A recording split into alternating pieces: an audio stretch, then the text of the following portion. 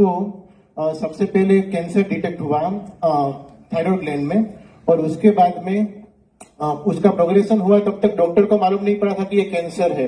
1 month के बाद हमें मालूम पड़ा कि इसमें कैंसरस टिश्यू है, तो उसके बाद में उसका ऑपरेट किया हमने। तो उसके बाद में लगा कि सब ठीक हो गया, ऑपरेशन हो गया। लंग में एक पार्ट था फैला हुआ और थायराइड ग्लैंड से पूरी थायराइड ग्लैंड निकाल दी, लंग का वो पार्ट भी निकाल के ऑपरेशन हो गया। तो लगा कि सब कुछ ओके है। डॉक्टर ने कहा कि ये सबसे अच्छा कैंसर था, इसमें कोई टेंशन नहीं आएगा आपको फ्यूचर में। उसके बाद में अप्रैल महीने में आप एग्जैक्ट 50 डेज यानी कि 10 मार्च को ऑपरेशन हुआ था। 50 डेज में 48 प्लेस पे कैंसर फैल चुका था। तभी भी डॉक्टर को नहीं मालूम था कि ये इतनी जगह फैला हुआ है। डॉक्टर ने मुझे कहा कि आप अब 2 महीने के बाद आइए मिलने के लिए, और तब कुछ गले में खून जैसा आया। तो हमने लगा कि कुछ टेंशन ना हो, क्योंकि लंग की सर्जरी हुई है तो लंग में से कोई ब्लीडिंग ना हुआ हो। मगर उस टाइम पे जो मालूम पड़ा वो बहुत शॉकिंग था कि 48 प्लेस पे बॉडी में कैंसर फैल चुका था। उसमें से सबसे ज्यादा लंग अफेक्टेड था। 40 छोटे छोटे डॉट्स थे उसके अंदर।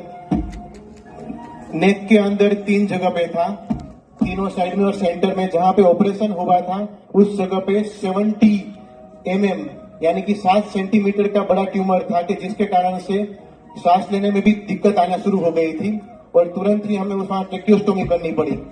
राइट, यानी कि उसके बाद जब डॉक्टर को पूछा तो उसने कहा कि आपको अच्छी जगह पे इसका जो ब्लॉक्स आता है ना, जिसका ऑपरेशन हुआ था, उसको भेजना चाहिए। तो हमने भेजा। सबसे अच्छी जगह है टाटा मेमोरियल, वहां पे भेजा। तो मालूम पड़ा कि ये सबसे वर्सेस्ट कैंसर था, एनाप्लास्टिक कार्सिनोमा। राइट, और उस कैंसर में मोस्टली डॉक्टर ने 4 डॉक्टर के हमने ओपिनियन लिए थे। एचसीजी में गए थे, अपोलो में गए थे, और वेदांता, एचओसी वेदांता में, और एक प्राइवेट डॉक्टर है जिसका अच्छा नाम है, वो चारों के पास गए थे। चारों ने जो रिव्यू दिए, सारी ही होप हमें छोड़नी पड़े ऐसे रिव्यू थे वो। उन लोगों ने कहा कि 4 महीने से ज्यादा लाइफ है ही नहीं, और हम कहते हैं कि आप सेवा करो पेशेंट की। और वहां से हम लोगों ने कहा कि कुछ भी हो जाए, मीन्स कहीं पे भी जाना पड़े वर्ल्ड में, मगर ये थेरापी करवाते रहेंगे। और कैसे, क्योंकि उसकी एज 37 ईयर है, तो हमें था कि नहीं, कैसे भी करके बचा लिया जाए। तो उसके कारण से हम लोगों ने दूसरा सोचना शुरू किया। मगर अभी ये था पूरा सैड पार्ट। अभी मैं आपको इसका हैप्पी पार्ट दिखाता हूँ कि जब भगवान ने इतनी बड़ी समस्या दी थी तो कितना अच्छा भी उसने साथ साथ में सोचा था।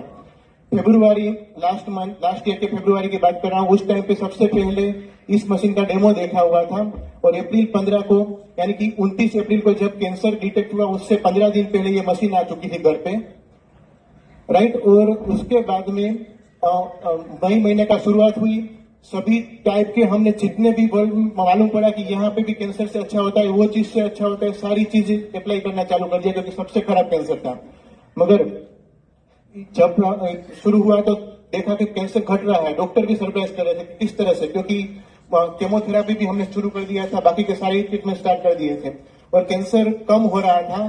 पहले मंथ में 2 से 3 जगह पे कम हुआ, और एग्जैक्ट 50 डेज में जो सबसे बड़ी ट्यूमर थी वहां से कैंसर आधा हो चुका था, और 85 डेज में वो ट्यूमर कंप्लीटली 0 हो गई थी।